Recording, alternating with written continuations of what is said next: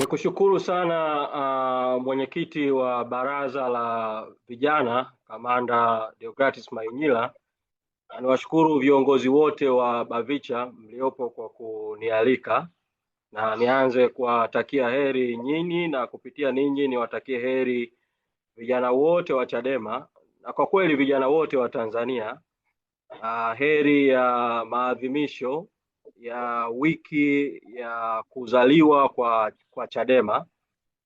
Leo nitazungumza zaidi kwa sababu ni baraza la kidijitali lililoitwa na vijana. Nitazungumza zaidi kuhusu masuala ya vijana, na naamini katika kipindi cha wiki hii ya maadhimisho napata wasaa mwingine wa kuzungumza kuhusu masuala ya chama kwa ujumla wake. Kwa hiyo niwatakie heri sana tunapoelekea tarehe 21 mwezi Januari mwaka 2026 ambayo itakuwa ni kumbukumbu ya siku ya chama kupata usajili kamili, ambapo chama kilipata usajili kamili tarehe 21 mwezi wa kwanza mwaka 1993 na kupewa cheti cha usajili namba 3. Kitendo cha kupewa cheti cha usajili ni kama vile chama kilikabidhiwa cheti cha kuzaliwa. Sasa chama tuliamua kuiteua siku hii ya tarehe ya cheti cha usajili wa chama, ambapo chama kilipata sasa usajili kamili au wengine wanaita usajili wa kudumu kama ndio siku ya kumbukumbu ya kuzaliwa kwa chama. Ingawaje kwa maana ya kuundwa kwa chama chenyewe michakato ilianza kuanzia mwaka 91, lakini uamuzi kabisa wa kuunda chama na kukipa jina na kupitisha katiba ya kwanza ya chama ambayo ilitumika wakati wa kwenda kuomba usajili wa muda wa chama. Mchakato hiyo ilifanyika mwaka 1992 na mwezi Mei mwaka 92 ndio chama kilianzishwa kwa maana ya kupitishwa kwa katiba ya muda ya chama, kuchaguliwa kwa viongozi wa mpito wa chama kwa ajili ya kuanza rasmi mchakato wa kupata usajili wa muda. Kwa haya yalifanyika mwezi Mei mwaka 1992, lakini mchakato huo ulichukua muda mrefu mpaka pale chama sasa kiliposajiliwa rasmi na kupata usajili kamili tarehe 21 mwezi wa kwanza mwaka 93. Chadema kimsingi toka kuanzishwa kwake imepita katika vipindi vikubwa viwili kihistoria. Kipindi cha kwanza ni kipindi cha toka chama kilipopata usajili kamili mwaka 93 mpaka mwaka 2006, na baadaye nitaeleza kwa nini nasema chama kimepita katika vipindi vikubwa viwili vya mwanzo vya kuanzishwa kwa chama na kuimarishwa kwa chama. Na sasa chama kiko katika kipindi cha tatu, naweza kusema kutoka tarehe 21 mwezi wa kwanza mwaka 2025 chama kimeingia katika kipindi kingine cha tatu. Kipindi cha kwanza cha chama ambacho nitakizungumza kidogo katika muktadha wa baraza la vijana kilikwenda mpaka tulipofikia hatua ambapo chama ilibidi kizinduliwe upya. Yani chama kilizinduliwa upya kama vile kinaasisiwa upya, na uzinduzi wa upya kabisa wa chama ulifanyika tarehe 13 mwezi wa 8 mwaka 2006. Kwa hiyo tulifanya tukio kabisa la kuzindua chama upya kabisa, kuzindua bendera mpya ya chama, kuzindua mabaraza ya chama, kuzindua kadi mpya za chama na kuanza usajili upya kabisa wa wanachama wa chama. Hiki kilikuwa ni kipindi cha pili ambacho nitakielezea na sababu za kuwepo kwa kipindi hicho cha pili cha kisiasa katika historia ya kuanzishwa kwa chama. Kwa kuwa leo ninazungumza zaidi katika muktadha wa kuanzishwa kwa Bavicha na masuala ya vijana, Nitaanzia mazungumzo yangu mwaka 2003, mazungumzo yanayohusu baraza la vijana la chama, ingawaje nitakapokuja kuzungumza kuhusu mazungumzo juu ya historia ya kwangu ya kisiasa nitaanzia mwaka 98, na ndani yake kidogo kutakuwa na historia kidogo ya Chadema kuanzia 98. Lakini katika muktadha wa baraza la vijana nianzie mwaka 2003. Mwaka 2003, wakati huo nikiwa mwanafunzi wa chuo kikuu cha Dar es Salaam, lakini vile vile nilikuwa kiongozi katika taasisi kadhaa za vijana. Niliandikiwa barua mwaka huo wa 2003 na chama cha Chadema. Wakati huo sikuwa mwanachama wa Chadema. Wakati huo Chadema, mwenyekiti wa chama akiwa marehemu mzee Mohamed Makani maarufu kama Bob Makani. Na niliandikiwa barua na mwenyekiti wa wakati huo wa chama kwa niaba ya kamati iliyokuwa imeitwa ya kufanya mapitio ya sera za chama, na nikawa nimealikwa na chama kwenye mkutano wa kongamano lililoandaliwa na chama lililofanyika pale ukumbi wa Landmark Hotel Ubungo mwaka huu 2003, ambalo lilikuwa ni la kupitia upya sera za chama. Na mimi nilialikwa mahususi kwa sababu nilikuwa mwanaharakati wa masuala ya vijana, kupitia rasimu ya sera ya vijana ya Chadema na kuipitia katiba ya Chadema katika jicho la masuala yanayohusiana na vijana. Kwa hiyo nilipokea ule mwaliko na nikapitia nyaraka ya katiba ya Chadema ya wakati huo na rasimu ya sera ya vijana ya Chadema ambayo ilikuwa inapelekwa kwenye ile kongamano ambayo ilikuwa inajadili sera mbalimbali, na nikatakiwa kwenda kutoa mada kwenye kongamano hilo kuhusiana na katiba ya Chadema katika muktadha wa vijana na sera rasimu ya sera ya vijana. Nikafika katika kongamano hilo, nikakutana wakati huo na timu kubwa tu ya viongozi wa Chadema wakati huo.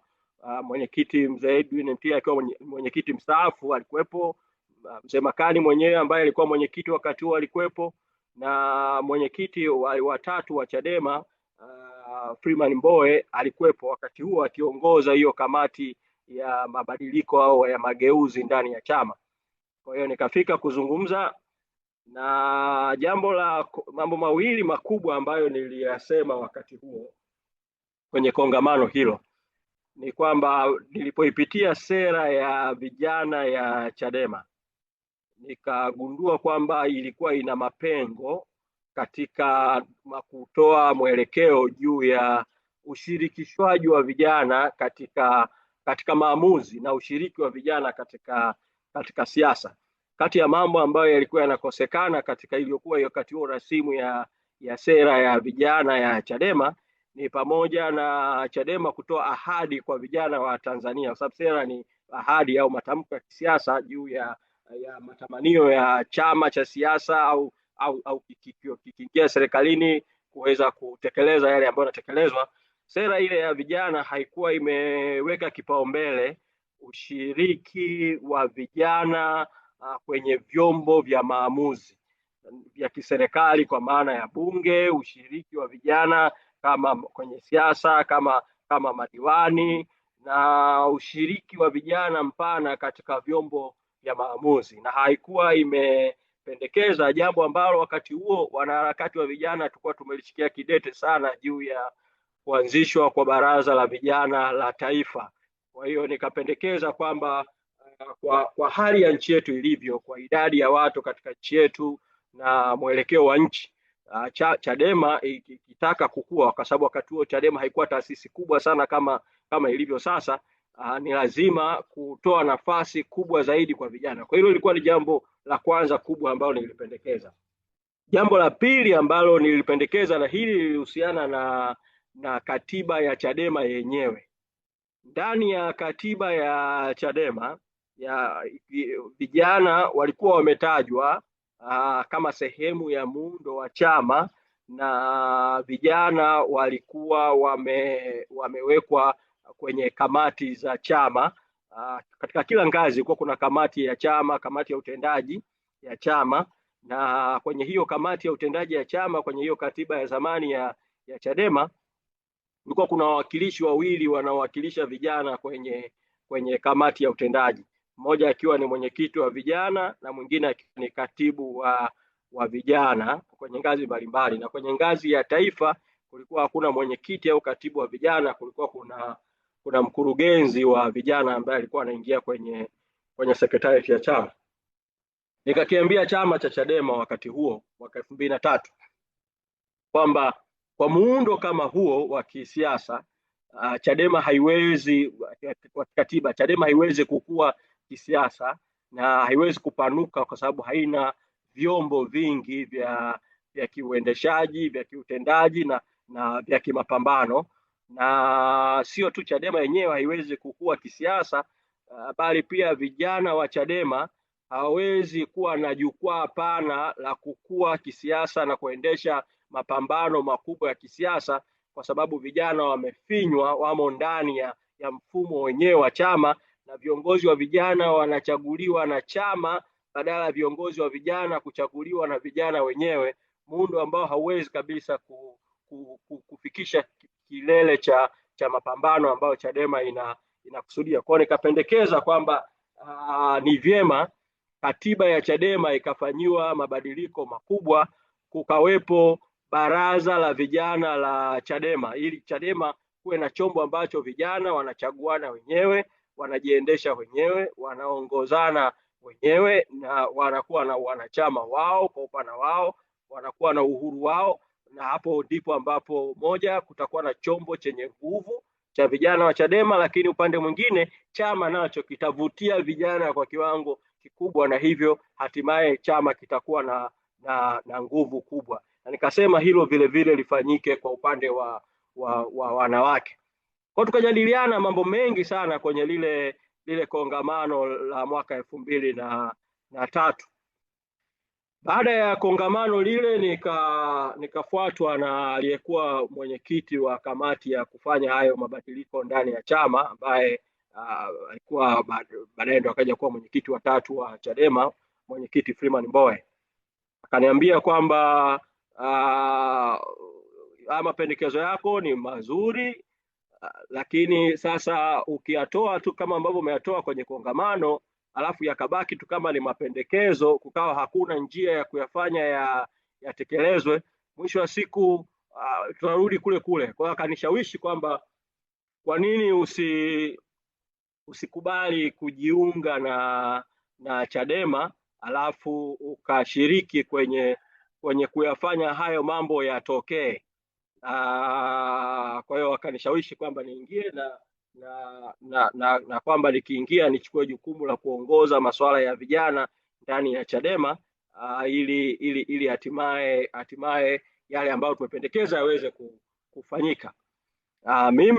Mimi wakati huo of course kwanza nilisita kwa sababu nilikuwepo tayari katika masuala ya harakati za vijana, ikiwemo harakati za kisiasa bila kuwa mwanachama wa chama chochote cha siasa. Na kuanzia mwaka 98 na hasa kuanzia mwaka 99 nilishiriki sana kwenye harakati za vijana 99, 2000, 2001 na kuendelea. Kwa hiyo nilishakutana sana na viongozi wa vyama vya siasa, wa vijana, wa vyama vyote vilivyokuwa vikubwa wakati huo, na sio kukutana nao tu kwenye makongamano na kwenye mikutano. Nilishiriki kutoa mafunzo kwa viongozi wa vijana wa vyama vya siasa wakati huo. Kwa nilikuwa na vifahamu vyama vya siasa vyote, chama tawala na vyama vya upinzani, na nilikuwa na mashaka kidogo kuhusiana na namna vyama vya upinzani vilivyokuwa, na nikawaambia mimi sioni seriousness katika vyama vya siasa vya upinzani. Kwa hiyo naona kama vile unaweza ukaingia ikawa ni kupoteza muda tu, kwa sababu ya mambo ambayo pengine wakati naeleza kuhusu historia yangu ya kisiasa naweza nikayaeleza ni hiyo experience kati ya mwaka 1999 mpaka mwaka 2003. Kwa hiyo nikakubaliana naye kwamba niingie kwa majaribio, niendelee na shughuli zangu za harakati nilizokuwa nazo, lakini wakati huo huo nifanye majaribio ya kuongoza vijana wa Chadema ili kupima ile seriousness. Kwa hiyo mwaka huo wa 2003 nikiwa bado kwenye taasisi zisizo za kiserikali za vijana, nikateuliwa kuwa mkurugenzi wa vijana wa Chadema nikiwa sina kadi ya wanachama wa Chadema. Kwa hiyo kwa kweli pengine inawezekana ndio mkurugenzi pekee wa Chadema niliwahi kuwa mkurugenzi bila kuwa na kadi ya wanachama wa Chadema mwaka huo wa 2003. Kwa nikaanza kuongoza, na haikuwa imetangazwa hadharani kwamba nimeteuliwa kuwa mkurugenzi wa vijana, lakini mwaka mzima wa 2003 niliongoza kurugenzi ya vijana na kujaribu kusukuma hayo mabadiliko, kusukuma hayo maboresho na kuweza vile vile kukifahamu chama kiundani kabisa nikiwa makao makuu ya chama. Na baada ya kukaa kwenye chama toka hiyo 2003, 2004 nikakata shauri ya kujiunga moja kwa moja na chama cha Chadema, na nikafanya mkutano na waandishi wa habari. Wakati huo tofauti na vijana wa sasa, mna faida kubwa sana ya urahisi wa kukutana na vyombo vya habari na hata urahisi wa kuzungumza kupitia mitandao ya kijamii. Enzi hizo mitandao haikuwa imefikia kiwango ambacho kiko hivi sasa. Kwa hiyo nikaita waandishi wa habari pale ukumbi wa idara ya habari Maelezo, nikatoa tamko kwamba nimejiuzuru nafasi zangu za kiuongozi nilizokuwa nazo kwenye taasisi za vijana na nimejiunga na Chadema. Na wakati huo nikatangaza moja na kwenda kushirikiana na viongozi wengine wa Chadema kuweza kufanya mageuzi kwenye masuala ya vijana ndani ya Chadema, lakini wakati huo huo najiandaa kwenda kushiriki, kuonyesha mfano kwa vitendo kwa vijana juu ya kushiriki kugombea uongozi na kushinda. Na nikatangaza wakati huo mwaka 2004 kwamba mwaka 2005 nitagombea ubunge. Sikutangaza jimbo, lakini nikasema nitakwenda kugombea, kuonyesha mfano vivyo kwa vijana kwamba inawezekana vijana kugombea na inawezekana vijana kugombea na kushinda. Wakati tunafanya hayo maamuzi, hali ya kisiasa kwa upande wa vijana Tanzania na hata ndani ya Chadema haikuwa kama ilivyo sasa, ambapo kuwa kijana ni sifa. Kwa sasa kuwa kijana ni sifa, watu wanapendelea zaidi viongozi vijana na wanaona vijana ndio ambao wanaweza kuongoza vizuri zaidi na kufanya mabadiliko.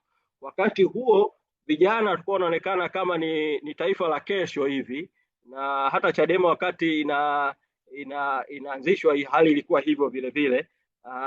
Vijana walikuwa wanaonekana kama ni watu ambao wanatakiwa kuwa wafuasi zaidi, wanatakiwa kuwa washabiki zaidi, lakini sio wenyewe ndio kuwa mstari wa mbele kwenye kuongoza. Kwa nikaingia, tukashiriki kwenye wakati naingia tayari, wakati nachukua kadi ya wanachama, kama nilivyosema niliingia toka 2003. Kwa hiyo yaliyotokea mwaka 2004 mpaka akachaguliwa mwenyekiti Freeman Mbowe niliyashiriki, lakini bila kuwa mwanachama wa Chadema. Kwa hiyo wakati nachukua rasmi kadi ya wanachama, tayari uchaguzi ulikuwa umefanyika ndani ya chama na mwenyekiti mpya na katibu mkuu mpya walikuwa wamepatikana, na nikateuliwa kuwa mkurugenzi. Nikaingia kwenye sekretarieti ya chama na tukawa na kazi ya pamoja ya kukiandaa chama kuelekea uchaguzi mkuu wa mwaka 2005. Kwa tukaingia kwenye uchaguzi wa mwaka 2005, na kwa sababu ya maandalizi ya uchaguzi mkuu wa mwaka 2005, yale mapendekezo yote ya kufanya mabadiliko ya kikatiba ndani ya Chadema, kuwezeshwa kuundwa kwa baraza la vijana, hatukuanza kabisa kuyatekeleza. Kwa tukaingia kwenye uchaguzi wa mwaka 2005 ambapo Chadema ikagombea urais kwa mara ya kwanza. Wakati huo mgombea urais wa Chadema akiwa mwenyekiti wa wakati huo Freeman Mbowe, na mimi nikagombea ubunge jimbo la Ubungo jijini Dar es Salaam. Sasa ya kwangu ya kugombea ubunge pengine nitazungumza atakapokuwa nazungumza zaidi kuhusu historia yangu ya kisiasa. Kwa tukaingia kwenye uchaguzi ule ambao kwa kweli ulikisaidia chama kuamka. Uamuzi wa kusimamisha mgombea urais kwa mara ya kwanza na uamuzi wa kusimamisha wagombea wengi wa ubunge na wengi wakiwa vijana ulikisaidia chama kupata hamasa, kupata mwamko ambao ukawa ni mtaji wa kisiasa wa kuanzia katika mapambano yaliyofuatia baadaye. Tulipomaliza uchaguzi wa mwaka 2005 tukafanya tathmini ya kuhusiana na uchaguzi huo 2005 juu ya ni maeneo gani ambayo yalipelekea chama kutokufanya vizuri kwenye uchaguzi na kutokushinda kwenye uchaguzi. Kwa hiyo kati ya mambo tuliyoyatathmini tukaona tujifungie, tukafanya retreat ya chama ya kukitafakari na kutengeneza mpango wa kwanza kabisa wa chama wa miaka mitano. Kwa hiyo kwa wakati huo sasa tukaanza utamaduni wa kutengeneza mipango ya miaka mitano kila chama. Kwa mwaka 2006 mwanzoni tukatengeneza mpango wa kwanza wa miaka mitano, na tulipojifungia kutengeneza mpango huo wa miaka mitano tukagundua kwamba kuna udhaifu wa kitaasisi wa ndani ambao inabidi tufanyie mabadiliko makubwa ili kukiwezesha chama kuwa mstari wa mbele kwenye mapambano. Pamoja na mambo mengine ndio tulifanya uamuzi kwamba tutengeneze bendera mpya ya chama, kadi mpya za chama, lakini vile vile tuanzishe mabaraza ya chama, kwa maana ya baraza la wanawake, baraza la wazee na baraza la vijana. Kwa hiyo tukapewa kazi sasa nikawa katibu wa kamati ya kuandika upya katiba ya chama, kamati ambayo mwenyekiti wake alikuwa Profesa Mwesiga Baregu, kuwa na wajumbe kadhaa, na tukagawana majukumu, na mimi pamoja na kupewa eneo la kuandika rasimu ya itikadi na falsafa ya chama na tafsiri za rangi ya bendera ya chama, nikapewa kazi pia kusimamia maandalizi ya miongozo ya mabaraza ya chama. Kwa nikaunda timu ya watu watatu ya kuwasaidiana nao katika kuandaa hiyo miongozo, mmoja kutoka baraza la wazee, mmoja kutoka baraza la vijana, na mmoja kutoka, wakati huo sio baraza la vijana, ilikuwa kurugenzi ya vijana, kurugenzi ya wanawake, na mjumbe mmoja wa viongozi wazee. Kaanza kuandika mwongozo. Kwa mwongozo wa kwanza kabisa kuandikwa katika chama wa mabaraza ulikuwa ni mwongozo wa baraza la vijana, na ndio ambao ulitumika kuongoza uandishi wa mwongozo wa baraza la wanawake. Wazee wao wakaja kupitia kamati yao ndogo, wakaja kuleta mwongozo, mapendekezo yao tofauti kidogo na vile ambavyo mwongozo wa baraza la vijana ulikuwa. Kwa hiyo tukaenda, mengine pengine mnaweza kwenye maswali, lakini mpaka kilele chake kikawa kuitwa kwa mkutano mkuu wa chama. Mkutano mkuu wa chama uliofanyika katika ukumbi wa PTA Temeke tarehe 13 mwezi August mwaka 2006, ambao ulipitisha katiba mpya kabisa ya chama, ambayo ilifanya mageuzi mengi kidogo, ikiwemo mageuzi haya ya kuanzisha mabaraza ya chama.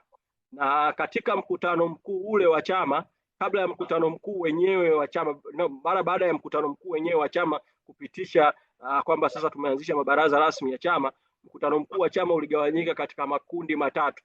Wale wenye umri wa wazee wakakaa kwenye mkutano wa wazee, wenye umri wa vijana wakakaa kwenye mkutano wa vijana, na wenye umri wenye jinsia ya kike wakakaa kwenye mkutano wa wanawake. Kwa ikawa ndio mikutano mikuu ya kwanza kwa kweli ya mabaraza, na miongozo ile ambayo tayari tulikuwa tumeshaandika rasimu ikapitishwa siku hiyo, na hatimaye tukaita vyombo vya habari sasa na tukatangaza chama kuzinduliwa upya, na siku hiyo tukatangaza kwamba tumezindua tumaini jipya la Watanzania, na sasa ndio baraza la vijana likawa limeanzishwa rasmi. Kwa kama mtu akiuliza tarehe ya kuanzishwa kwa baraza la vijana la Chadema, basi ni kwamba baraza la vijana la Chadema na mabaraza yote mengine ya chama kwa maana ya vijana, wazee na wanawake yalianzishwa tarehe 13 mwezi wa 8 mwaka 2006. Kwa baada ya kukizindua chama upya, tulizindua vile vile ajenda mbalimbali za kisiasa za kuzibeba, na ajenda kuu za chama wakati huo zikawa ni ajenda kuu tatu. Ajenda ya kwanza ikawa ni kupiga vita ufisadi. Kwa chama kikawa ni chama cha mapambano dhidi ya ufisadi katika nchi, na tukawa tumesema kabisa wazi kwamba mabadiliko ya kweli katika taifa letu, na hii sentensi tukawa tunainukuu mara kwa mara kwamba mabadiliko ya kweli katika taifa letu hayawezi kuletwa na chama kile kile chenye viongozi wale wale kikiendeleza yale yale na kadhalika, na kikitawaliwa na ufisadi. Kwa ajenda ya kwanza ikawa ni kupiga vita ufisadi. Ajenda ya pili ikawa ni kutetea rasilimali za taifa. Wakati huo tukatathmini, tukaona nchi yetu imejaliwa rasilimali nyingi, ikiwemo madini na rasilimali nyingine nyingi, misitu, maji na rasilimali nyingi, lakini Watanzania ni masikini. Kwa tukasema ili kupiga vita umasikini wa watu ni lazima tutetee rasilimali za taifa ziweze kutumika kwa manufaa ya walio wengi, na iwe ni moja ya ajenda kuu kabisa za kisiasa za chama. Na ajenda ya tatu ikawa ni mabadiliko ya mfumo wa utawala wa nchi.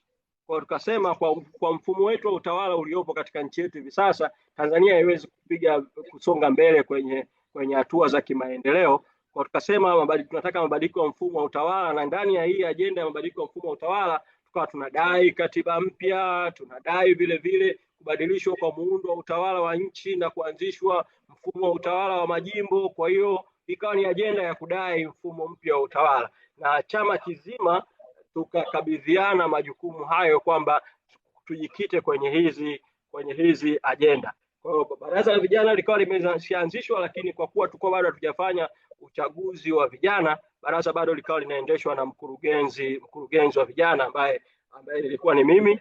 Tukaendelea na utaratibu huo wa kuliongoza baraza likiitwa tayari Baraza la Vijana la Chadema, lakini kauli zikiwa zinatolewa na mkurugenzi wa vijana, matamko yamesainiwa na mkurugenzi wa vijana. Tukaita mkutano mkuu wa vijana wa Chadema kwa ajili ya kuchagua viongozi wa vijana wa Chadema, lakini kwa bahati mbaya mkutano ule ukavurugika. Kwa hiyo hatukuweza kupata viongozi, kwa sababu wapo ambao walinaswa miongoni mwa waliokuwa wagombea walikuwa wameshiriki kwenye kutoa rushwa. Ni historia mbaya, lakini ni historia ambayo kwa kuwa ni historia ni muhimu tukajifunza kutokea. Kwa hiyo uchaguzi ukavurugika, uchaguzi ukavunjika, na uchaguzi ukaahirishwa. Kwa nikapewa tena jukumu tena la kuendelea kuongoza baraza la vijana. Sasa wakati huo, kwa kuwa tayari kulishaanza mchakato wa mimi kutoka kwenye uongozi wa vijana, nikawa nimeshateuliwa kuwa mkurugenzi kwenye kurugenzi nyingine mbili. Nilikuwa mkurugenzi wa habari na uenezi, na vile vile nilikuwa mkurugenzi wa mambo ya nje ya chama. Kwa nikalazimika kushikilia kurugenzi tatu kwa wakati mmoja, na mpaka pale tulipokuja kufanya uchaguzi na hatimaye akaja kupatikana mwenyekiti wa vijana John Heche na timu yake. Na safari ya baada ya hapo ya maendeleo ya baraza la vijana la Chadema na transition zilizofuatia baada ya hapo, naamini kama ni safari ambayo kwa kuwa ni mambo yaliyotokea miaka ya karibuni, vijana wengi mnaofahamu nayo, lakini kama kutakuwa na maswali mahususi nitayajibu wakati najibu maswali. Lakini kuna vitu viwili ambavyo ni muhimu nikavisema kuhusu baraza la vijana la Chadema, ambavyo kizazi cha sasa cha vijana ni ombi langu kwenu kwamba ni vizuri mvishikilie kwa nguvu kubwa sana. Cha kwanza ni juu ya kauli mbiu ya baraza la vijana la Chadema kwamba vijana ni nguvu ya mabadiliko. Vijana ni nguvu ya mabadiliko. Hii kauli mbiu hatukuipanga kwa nasibu tu, kwamba kwa kuamua tu kwamba tuichukue hii kauli mbiu. Hii kauli mbiu tulichukua kwa kutathmini kuhusiana na sifa za msingi za vijana na nafasi ya vijana katika taifa letu. Kwa hiyo tukagundua kwamba vijana kwa Tanzania wana sifa kuu tatu. Ya kwanza, vijana wana nguvu za kimwili. Ukilinganisha na makundi mengine, watu wazima wa rika la kati au rika la juu na wazee, vijana ndio kundi ambalo kwa kweli wana nguvu kubwa sana za kimwili. Tunaamini kwamba hizi nguvu za kimwili ni nishati na ambayo ikitumika vizuri kwenye mapambano ya kisiasa, hii ni nguvu kubwa sana ambayo inapaswa kutumika kama tunataka kufanya mapambano ya kweli. Kutumia nguvu ya ujana ni jambo muhimu sana katika mapambano. Kwa hiyo ni nguvu ya kwanza tuliiona, na tuliona kama ni sifa ya vijana. Nguvu ya pili ambayo tuliiona kwa vijana ni nguvu ya wingi. Tuliangalia demografia ya nchi yetu, kwa maana ya muundo wa idadi ya watu katika taifa letu, kagundua kwamba kwa sehemu kubwa nchi yetu ni watu wenye rika la vijana. Ukichukua wakati huo tunafanya tathmini, wakati huo tunaanzisha baraza la vijana walikuwa ni 65% ya nguvu kazi ya taifa. Kwa hiyo unazungumzia watu wengi kwa nguvu kazi na watu wengi kwa idadi ya wapiga kura, na hii hali haijabadilika hata sasa, na sio Tanzania tu, katika nchi za Afrika vijana ni wengi kuliko makundi rika mengine katika jamii, na hali hii kwa Afrika itaendelea kwa miaka mingine mingi mbele kidogo. Nasema kwa Afrika kwa sababu yako mataifa duniani na yako mabara ambayo idadi ya vijana imepungua sana ukilinganisha na Afrika. Ukienda bara la Ulaya, wazee wameanza kuwa wengi sana, wakati ambapo sisi Afrika vijana ni wengi sana, na hii hali itaendelea kwa Afrika kwa miaka mingi kidogo mbele, mpaka hili rika lote la vijana wa Afrika litakapokuwa wazee, ndio pengine piramidi la idadi ya watu Afrika itaweza kubadilika. Sasa hii idadi ya wingi wa vijana ni nguvu ambayo ikitumika ni silaha ya hali ya juu sana katika mapambano. Nashukuru katika siku za karibuni nguvu hii ya vijana imeongezeka kiwango kikubwa zaidi katika kuwa mstari wa mbele. Sasa hivi tunazungumza mapambano ya kisiasa katika nchi yetu kuongozwa na kundi linaloitwa Gen Z, ambalo bila kuchukua tafsiri finyu ya Gen Z kwa maana ya kundi dogo la vijana wadogo, hii nembo ya Gen Z kimsingi inabeba tu utambulisho wa vijana katika mapambano.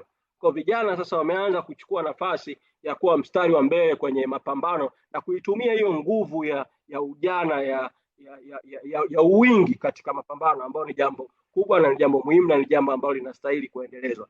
Lakini kuna nguvu ya tatu ya vijana, nayo ni nguvu ya ubunifu na uthubutu. Vijana katika makundi rika yote ukiyachambua, kundi la vijana ndio kundi ambalo kwa kweli lina ubunifu wa hali ya juu na lina uthubutu wa kufanya mambo kwa kiwango cha hali ya juu sana. Na katika kundi hili, pamoja na kuwa vijana wenyewe wanatofautiana, ndani ya vijana wenyewe kuna marika mbalimbali, kuna sehemu ya rika la vijana ambalo halijamezwa bado na majukumu makubwa ya kifamilia. Kwa sababu haijamezwa na majukumu makubwa ya kifamilia, liko tayari kuchukua riski kubwa sana ambazo pengine makundi mengine yana sita kidogo kuchukua. Sasa hii nguvu ya ubunifu, na ubunifu huu unakwenda mpaka kwenye kukumbatia teknolojia, ni mtaji mkubwa, ni nguvu kubwa ya kuwezesha mabadiliko, na ndio maana tukasema tuchukue kauli mbiu ya nguvu ya mabadiliko. Nashukuru hii nguvu vile ya ubunifu hivi sasa inaanza kutumika kwa kiwango kikubwa sana, wakati ambapo nchi kuna udhibiti mkubwa kwenye maeneo ya matumizi ya vyombo vya habari vya kawaida mainstream, mitandao ya kijamii ambayo ni kielelezo tu cha ubunifu wa kimataifa, ubunifu ambao vijana ni rahisi zaidi kukumbatia. Imekuwa ni mtaji mkubwa sana wa kisiasa, mitandao ya kijamii, na mtaona kwenye mitandao ya kijamii vijana ndio wanaotawala zaidi, na hili sio jambo la kushangaa. Ni kwa sababu vijana wana sifa ya ubunifu na wana sifa ya uthubutu, kwa ni wepesi kukumbatia teknolojia mpya, na hii nayo ni nguvu ya vijana. Sasa kwa hizi nguvu tatu za vijana hizo ambazo zikatufanya tuseme, kwa sababu vijana ni nguvu na kwa sababu tunataka mabadiliko, basi kauli mbiu ya vijana wa Chadema iwe ni vijana nguvu ya mabadiliko, na daima vijana wajione kwamba wao ndio nguvu ya mabadiliko, na vijana washiriki kuweza kufanya mabadiliko katika taifa letu. Kwa mimi rai yangu kwenu na kwa vijana wote wa Chadema na kwa vijana wote kwa kweli wa Tanzania ni kwamba msiweke pembeni hii kauli mbiu, pamoja na kauli mbiu zote mtakazokuwa nazo, lakini hii kauli mbiu ya Baraza la Vijana wa Chadema, kwa maana vijana nguvu ya mabadiliko, ni kauli mbiu ambayo inabeba uhalisia wa vijana, kijana ni nani, nguvu yake na nafasi kubwa ambayo vijana mnayo katika mapambano kwenye taifa letu. Kwa hiyo ni jambo la kwanza ambalo nawasisitiza mlibakishe katika Baraza la Vijana la Chadema na mlitumie kwa kweli kwenye mapambano yaliyoko mbele yetu.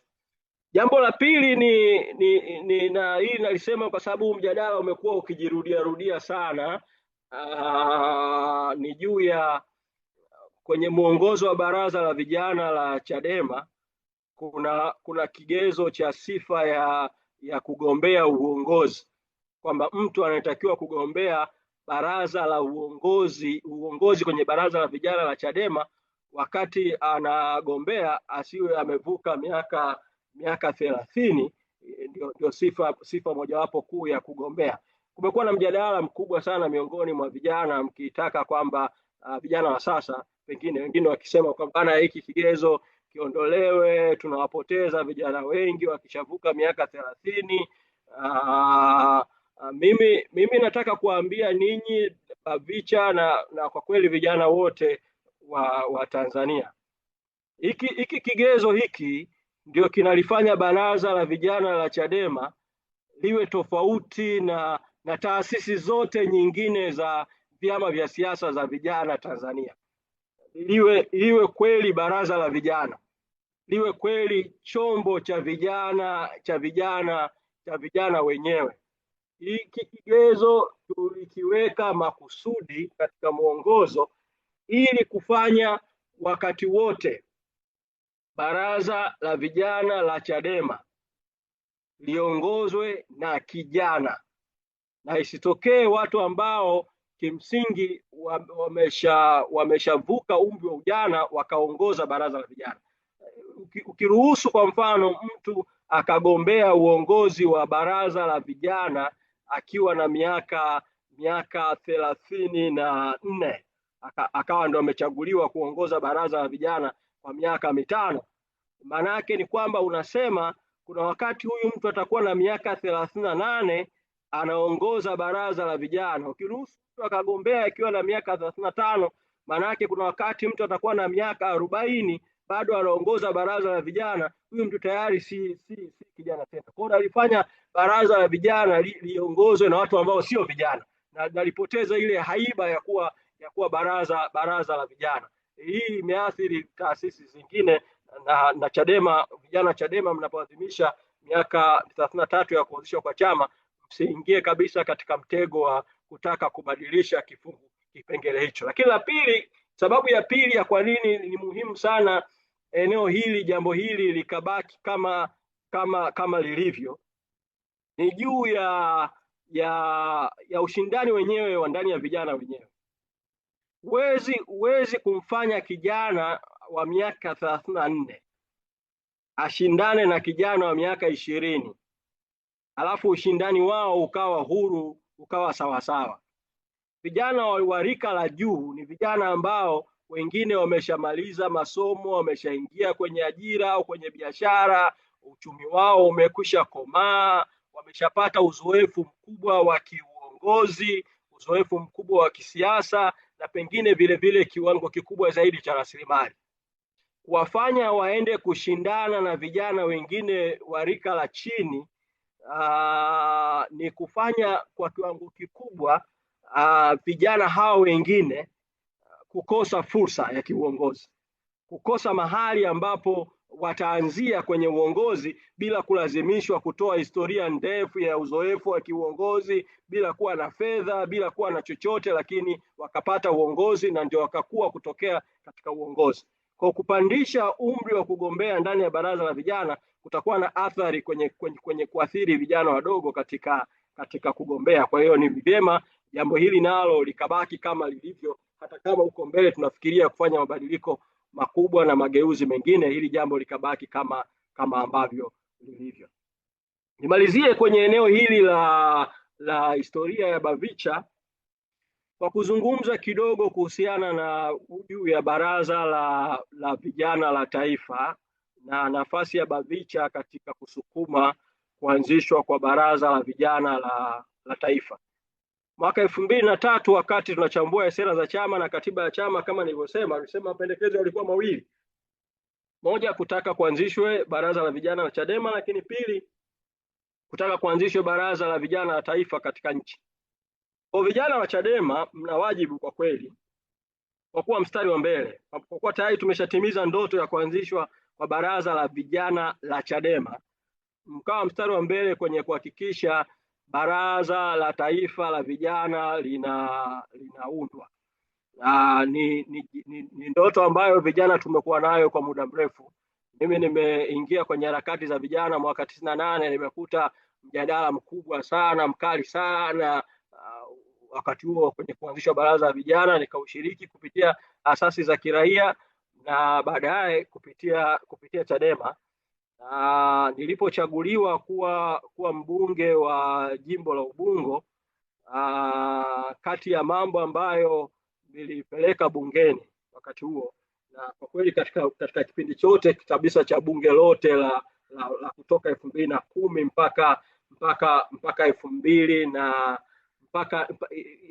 naweza kusema ni mpaka 2020 ndio mswada pekee wa mswada binafsi wa mbunge, mswada mzima kabisa wa sheria ambao uliweza kuingia bungeni na ukasomwa kwa mara ya kwanza bungeni. Kwa niliita vijana wa Chadema na vijana wa asasi za kiraia, tukakaa pamoja, wakati huo nikiwa kiongozi wa vijana wa Chadema, tukaandaa mapendekezo ya kuhusu Baraza Huru la Vijana la Taifa liweje, muundo wake uweje, vyombo vyake viweje, na tukatengeneza kabisa mswada wa sheria. Na mimi kwa kuwa nilikuwa mbunge wakati huo, nikaupeleka bungeni huo mswada wa sheria, ukasomwa kwa mara ya kwanza bungeni. Serikali ilipogundua kwamba tayari mswada umekushasomwa kwa mara ya kwanza bungeni na umepelekwa kwenye kamati ya bunge kwa ajili ya kuitwa wadau kutoa maoni na hatimaye kupelekwa bungeni sasa upitishwe kuwa sheria na Baraza la Vijana liundwe likiwa huru zaidi, serikali ikaamua kupora mchakato. Serikali nayo ambayo miaka yote ilikuwa inakwepa kuanzisha Baraza la Vijana, hata tulipoihoji bungeni mara nyingi hawakuwa wanajikomiti kuunda Baraza la Vijana.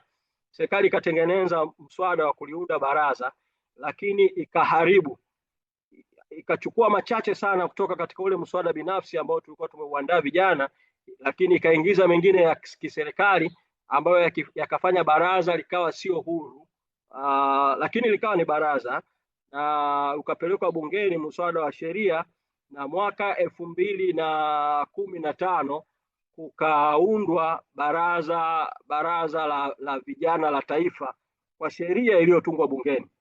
Kwa sasa katika nchi yetu kisheria tuna Baraza la Vijana la Taifa ndani ya vitabu, kwa maana ya vitabu vya sheria, lakini wakaweka kamtego ndani ya sheria yenyewe kwamba baraza litaanza kazi kutakapotengenezwa kanuni na waziri, na mchakato huo wa kutengeneza kanuni ndio ambao wameukwamisha na kukamilisha mpaka sasa, na mpaka sasa baraza halijaundwa, Baraza la Vijana. Kwa nini nasema ni muhimu vijana wa Chadema mkalibeba hili swala la Baraza la Vijana? Pamoja najua kuna udhaifu kwenye huo mswada wa sheria hiyo sheria iliyotengenezwa mwaka 2015. Sasa hivi serikali ya haramu ya CCM iliyoko madarakani kwa njia haramu na kwa njia dhalimu inajaribu kuwadanganya vijana wa Tanzania kwamba serikali inawajali vijana, na imefanya hivyo kwa kutosema uongo, kwa kudai kwamba kwa kuwa imeunda kinachoitwa Wizara ya Vijana kwamba hapo tayari sasa serikali inawajali vijana, serikali imewapa nafasi vijana. Kwa hiyo vijana sasa waache mapambano dhidi ya serikali, ikiwa ni jaribio dhaifu na dhalimu la kuficha yale ambayo serikali imewafanyia vijana wa Chadema tarehe 29 na vijana wengine wa Tanzania tarehe 29 Oktoba, na mambo ambayo serikali imekwepa kuwafanyia vijana, ikiwemo kuhakikisha vijana matatizo yao yanatatuliwa, ikiwemo matatizo ya ajira kwa vijana na matatizo mengine ya vijana.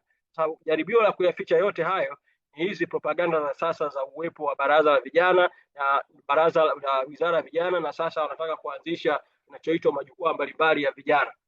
Sasa jibu, pamoja na majibu mengine yote ambayo baraza la vijana na vijana wa Tanzania mtayafanya kupinga huo uongo huo, hizo propaganda zinazoendelea, njia nyingine mojawapo ya kudhibiti jambo hilo ni kusukuma kuanzishwa kwa baraza la vijana la taifa, pamoja na ubovu wa sheria ya 2015 na mapambano ya kuendelea kuiboresha hiyo sheria yakaendelea, lakini mchakato wa kuiunda baraza lenyewe ukafanyika.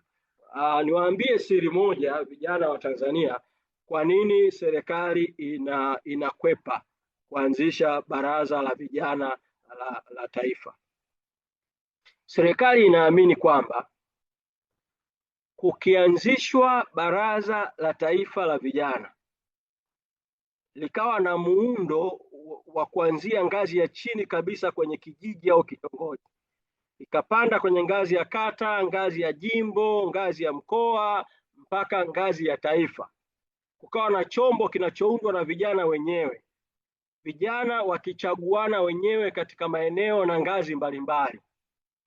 Chombo hicho kitaiondolea UVCCM, umoja wa vijana wa CCM, hadhi wanayojipa hivi sasa, kinyume na sheria, kinyume na katiba, kinyume na haki, kama vile uongozi wa vijana wa CCM kama vile ndio chombo ambacho kinaongoza rasmi vijana wa Tanzania, au kama ndio chombo kinachowakilisha maslahi ya vijana wa Tanzania. Hiyo hadhi itawapotea kabisa. Kwa hiyo hadhi ikiwapotea kabisa, watapoteza hata ule mvuto, hawana mvuto, lakini hata ule ukaribu tu wa kisiasa wanaotumia hivi sasa, wa kujitambulisha kama vile ni sehemu ya chama tawala, kwa ni sehemu ya serikali. Kwa hiyo yote yataondoka pale ambapo baraza la taifa la vijana ndio itakuwa chombo cha utambulisho rasmi wa vijana, na hivyo UVCCM itazidi kuporomoka zaidi. Ndio maana serikali ya CCM kwa miaka yote imekuwa ikikwepa kutekeleza swala la kuanzishwa kwa baraza la vijana la taifa. Kwa ni muhimu Chadema kama chama kinachoongoza mapambano ya wananchi, kama chama chenye watu, pamoja na uwepo wa baraza la vijana la Chadema, sisi tukawa tofauti na UVCCM, tukasukuma kuanzishwa kwa baraza la taifa la vijana, na tukahakikisha baraza hilo linakuwa huru na vijana wanapata nafasi yao katika uongozi wa nchi na katika ngazi mbalimbali katika nchi. Kwa hili ni jambo ambalo nitoe rai kwenu vijana wa Chadema na vijana wa Tanzania kulisukuma kwa pamoja kuhakikisha kwamba baraza la vijana la taifa linaanzishwa. Nimalizie eneo hili vile vile kwa kuwasisitizia tu tuliwapa jukumu hili mwaka 2021. Wakati huo tulipotafakari mpango wa miaka mitano wa chama, na tukapanga kwamba Chadema iwe mstari wa mbele kwenye kudai katiba mpya, kudai tume huru ya uchaguzi na kudai haki za watu, baraza la vijana tuliwakabidhi kushirikiana na chama kuwa mstari wa mbele kwenye madai ya katiba mpya ya nchi yetu. Ni rai yangu kwenu kupitia baraza hili la kidijitali na maadhimisho ya mwaka huu ya kuzaliwa kwa chama, bado jukumu lile la katiba mpya, kudai katiba mpya, muendelee nalo. Natambua BAVICHA uongozi uliopita ulilifanya jukumu hilo kwa kiwango ambacho ni cha kupigiwa makofi, cha kupongezwa, lakini kwa safari ya kupata katiba mpya haijakamilika, na sasa na hasa mwaka huu wa 2026, pamoja na madai yote tulionayo kama chama, yote tuendelee kupambania, na yote yaliyotokana na tarehe 29 mwezi Oktoba tuendelee kuyapambania, lakini hili la katiba mpya kwa mahususi wake kabisa, vijana ni vyema mkawa mstari wa mbele kwenye mapambano ya madai ya katiba mpya, na mwaka huu wa 2026 mkafanya kudai katiba mpya kuwa kati ya mambo kipaumbele kikuu kabisa cha baraza la vijana la Chadema, pamoja na mambo mengine ambayo chama tutaelekeza kuyafanya kwa kurejea maazimio ya kamati kuu iliyopita ya chama ambayo tulishawaelekeza muyapokee na kuyawekea mkakati wa utekelezaji. Lakini kwa nafasi yangu hili la katiba mpya mahususi kabisa, na wasihi mlipe kipaumbele ninyi viongozi wa Bavicha, lakini vijana wote wa Bavicha, lakini vile vijana wote wa Tanzania. Na mengine tutazungumza zaidi wakati wa maswali. Nitumie nafasi hii vile vile nizungumze kuhusiana na historia ya kisiasa kwa upande wangu, ili tupate muda mrefu zaidi wa maswali kutoka kwenu, ili tuwe na majadiliano na maswali kutoka kwa wanachama na wananchi ambao watakuwa wameuliza maswali kwenye mitandao na makundi mbalimbali. Mimi shauku ya kisiasa nilipata mwaka 98 na asili ya shauku hii kwa kweli ni matukio ambayo yalinitokea mimi na matukio ambayo yalikuwa yanatokea nchi yetu wakati huo. Mwaka 98 nilikuwa mwanafunzi wa kidato cha 4 seminari ya Maua. Na wakati huo wito wangu ulikuwa nilikuwa natamani kuwa padri. Lakini mwaka huo wa 98 mitihani ikavuja maeneo mengi sana ya nchi kwa kiwango ambacho mitihani ikafutwa. Kwa tukarudishwa nyumbani, tukatakiwa turudi mwaka 99 kuja kufanya mtihani tena kwa mara ya pili. Kwa hiyo niliporudi, kile kipindi cha kusubiri kurudi kwenda kufanya mtihani kwa mara ya pili kikawa ni kipindi cha tafakari binafsi, yani self reflection, juu ya hali ya nchi yetu, hali ya mambo. Nikawa najiuliza swali nikiwa kijana mdogo sana wakati huo na miaka 18, hivi inakuwaje serikali inashindwa kulinda hata mitihani kwa kiwango cha mitihani kuvuja, kwa kiwango cha mpaka kufuta mitihani nchi nzima na kufanya watu warudie mitihani. Kwa hiyo nikagundua katika tafakari yangu kwamba kuna shida katika mifumo ya utawala wa nchi yetu, na nikaanza kupata shauku ya kuanza kutafuta mabadiliko. Na wakati huo vile vile nilikuwa na kisa kingine kilikuwa kimenikumba mimi mwenyewe shule ya msingi. Nilisoma shule ya msingi Mbuyuni hapo, na nikawa mwanafunzi wa kwanza kwa mkoa wa Dar es Salaam kwa mitihani ya darasa la 7.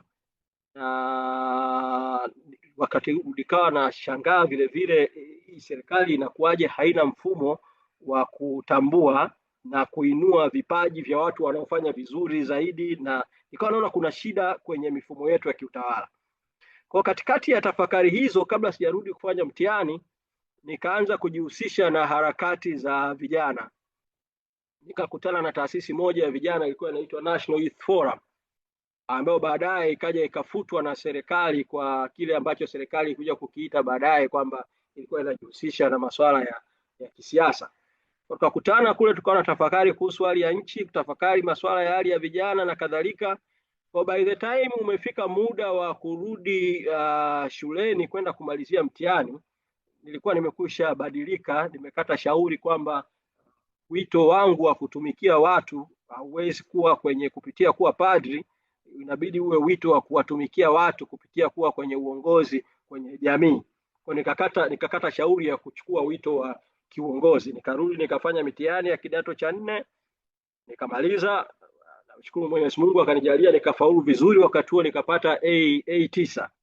Kwa kupata A9 maana yake nilipaswa, kama ambavyo darasa la 7 nilichaguliwa kwenda Iliboru Special School, sikwenda nikaenda Maua, ilipaswa niende kidato cha 5 kwenye shule ambazo pengine ni za ufaulu wa kiwango kikubwa. Lakini mimi mwenyewe wakati huo, kwa kuwa nilikuwa kushafanya maamuzi ya kuingia kwenye harakati za kisiasa, nikaenda wizarani nikazungumza na maafisa wa wizara, nikawaomba kabla ya kupangwa kwa shule, watu kupangiwa shule, kwamba nikawaomba nipangiwe Dar es Salaam ili niweze kusoma day school, na wakati huo nitaka nisome huku nikiendelea na hizo harakati mbalimbali. Kwa hiyo ombi langu la kupangiwa day school likakubalika, nikapangiwa sekondari ya Tambaza, kwa nikaingia Tambaza.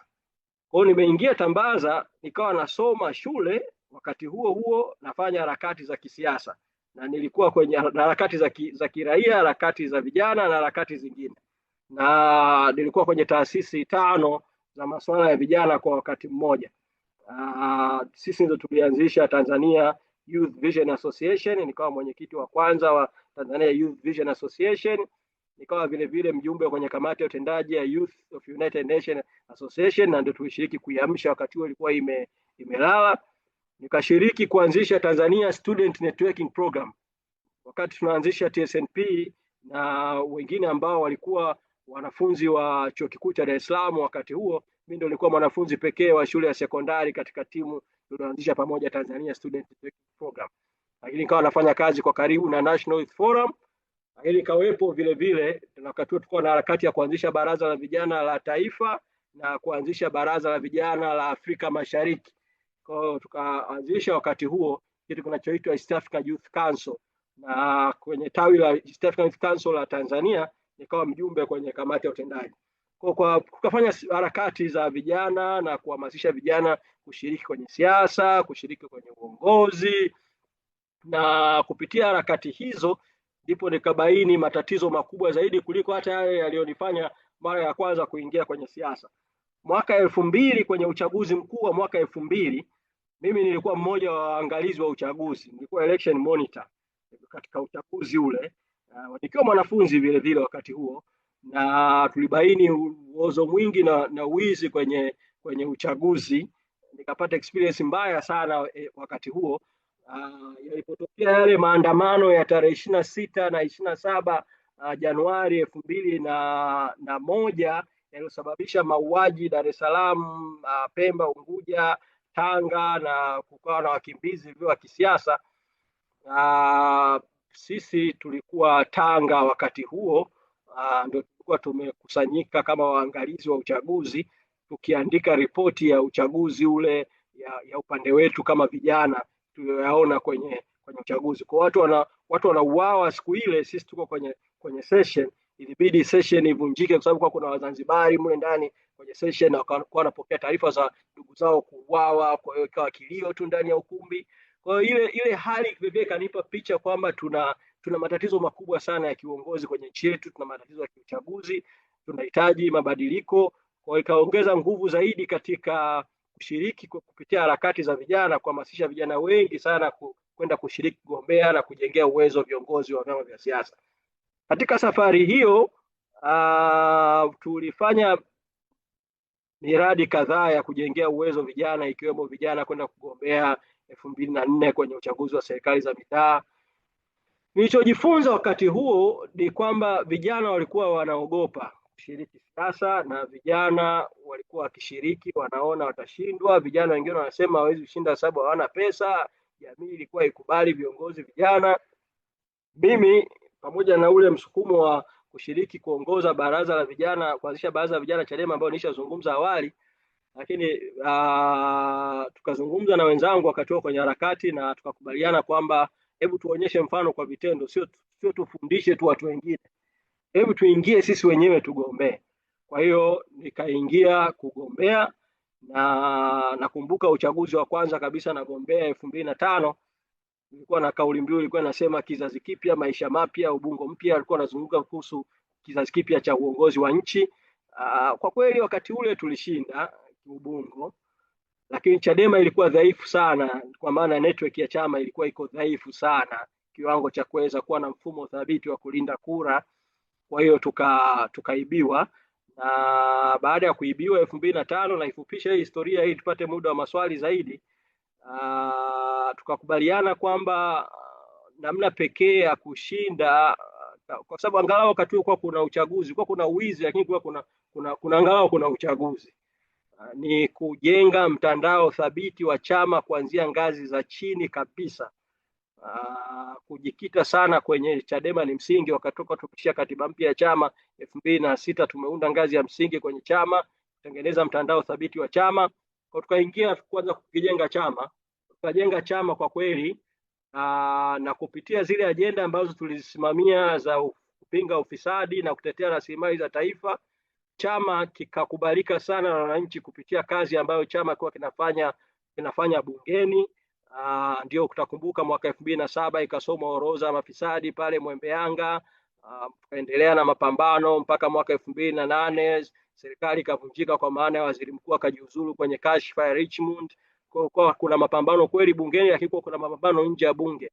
Mapambano kupitia operation, kwanza sana operation Sangara, wakati huo tukazunguka across the country kujenga nchi, kujenga chama, lakini kuna mapambano bungeni.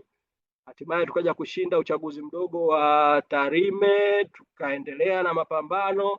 To cut story short, 2010 nikaja nikashinda ubunge jimbo la Ubungo kwa mara ya kwanza. Kitu ambacho nataka kusema ni nini kwa vijana, kuwapa motisha ya kuendelea na hiki ambacho mnaendelea nacho hivi sasa. Pamoja na magumu yote ambayo vijana mnaweza kukumbana nayo katika siasa, inawezekana kushinda. Sasa mimi wakati naanza siasa nimeingia nikiwa, kwa maana siasa za vyama moja kwa moja, nimeingia Chadema nikiwa na miaka 23. Nimegombea ubunge nikiwa na miaka 24. Sikuwa na fedha, sikuwa na uwezo mkubwa sikuwa natoka kwenye ukoo labda ukoo mkubwa au sikubebwa, lakini iliwezekana kushinda. Kwa hiyo kama iliwezekana kwangu, naamini inawezekana kwa kijana yoyote. Of course mazingira ya nchi yetu sasa hizi yamebadilika kwa kiwango kikubwa, kwa maana ya kwamba Tanzania kwa sasa hakuna uchaguzi kabisa, na ndio maana tunapaswa tuendelee na msimamo tuliokuwa nao wa kwamba cha muhimu cha kwanza kabisa katika nchi yetu ni wananchi wawe na uwezo wa kuchagua viongozi wanawataka kwa uhuru na haki. Na ndio maana tunahitaji tuwe na katiba mpya, tunahitaji tuwe na tume huru ya uchaguzi, na safari ya kuyapata yote hayo ni lazima yaanzie kwa kushughulikia matatizo yote yaliyotokea tarehe 29 mwezi Oktoba, kuhakikisha kwamba msimamo tuliochukua wa kutoitambua serikali iliyoko madarakani, msimamo huo unaendelea. Msimamo tuliochukua wa kutaka uchaguzi urudiwe, msimamo huo tunaendelea nao, kuhakikisha msimamo tuliochukua wa kutaka uchunguzi huru juu ya mauaji yaliyotokea, mauaji yaliyofanyika, msimamo huo tunaendelea nao. Msimamo tuliochukua wa kutaka uwajibikaji tunaendelea nao. Lakini pamoja na misimamo yote hiyo, kipeo cha yote inapaswa iwe mabadiliko ya kikatiba, ili kuwezesha kuwe na mazingira ya uchaguzi huru na haki. Tukishakuwa na mazingira ya uchaguzi huru na haki, mimi ni imani yangu kwamba kijana yoyote yule wa Kitanzania, sio tu kijana wa Chadema, kijana yoyote yule wa Kitanzania mwenye ndoto ya kuwa kiongozi, mwenye ndoto ya kutaka mabadiliko katika taifa letu, anayo nafasi na asijisikie hofu ya kuchukua hatua anazochukua. Kwa hiyo niwape moyo tu kwamba msikate tamaa na msijione mmefanya makosa kuchukua njia mliochukua. Mko katika njia sahihi. Bahati nzuri watu wa Tanzania wanatuunga mkono, kwa kuwa tunaungwa mkono na watu, hakika tutashinda. Ningependa zaidi kuzungumza mengine ya ziada kupitia maswali mtakayoniuliza. Asante sana.